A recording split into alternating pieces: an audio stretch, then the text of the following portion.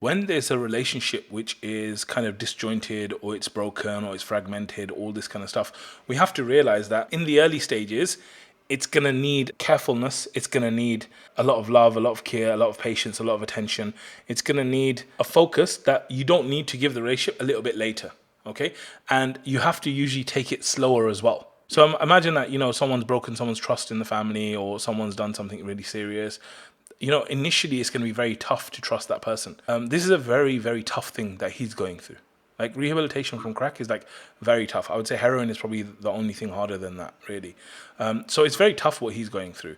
And then that kind of pressure on your parents, of course, that's going to be really, really harsh, right? So there's like real trauma there. Now, what needs to happen is that you need to kind of have like a family vision. Okay, I'm not saying you sit down with them and sit with the family. They're not on that vibe right now. Okay, but you need to get clear. So what I would do is I would sit down and I would make a family plan. I would call it Family of Jannah. Start to like vision out what would my family look like if it became this Family of Jannah. So maybe you'd say, okay, we would all be praying 5 times a day.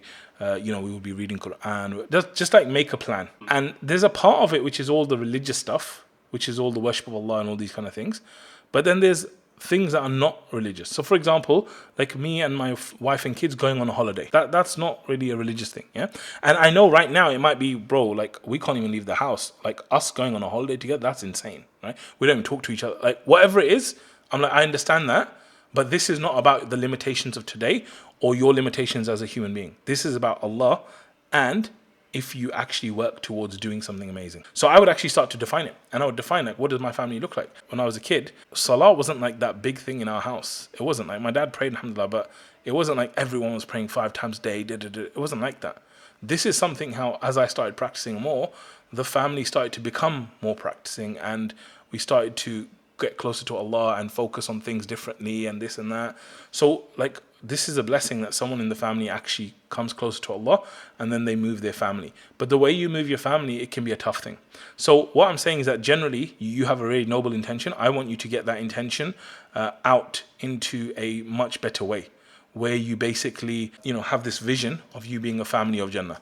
And then like writing down and working towards what does it look like. And so part of that might be, your brother's completely off the drugs and he's like, maybe he's married, he's got kids, he's got this, he's got that. Like build a vision for the future for yourself. One of the things I do with my kids, I've got this hadith of the day. I always send them the hadith of the day.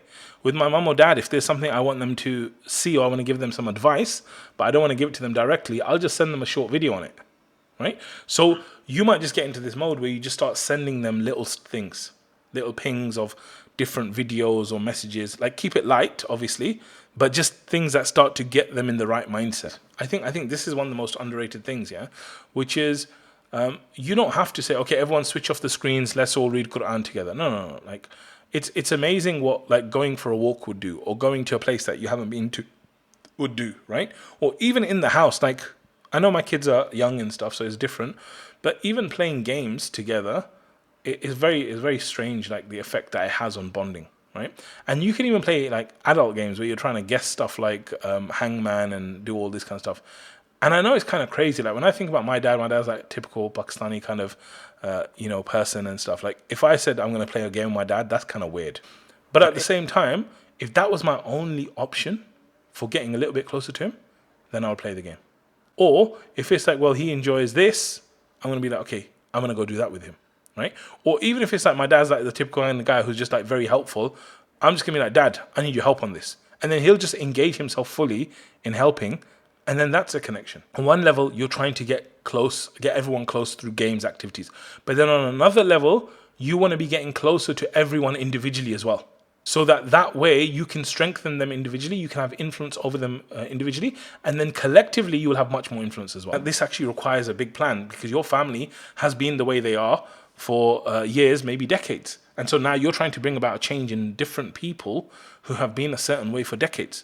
The good news for you is that Allah is on your side. The good news for you that this is exactly what Islam came for, to help people get closer to Allah, to guide them to do all this kind of stuff. And to have someone like you who is seeing this, who is wanting this, like you can definitely make it happen. Will it be hard? Yes. Will it take time? Yes. Will it be painful? Yes. Will it be worth it? Absolutely.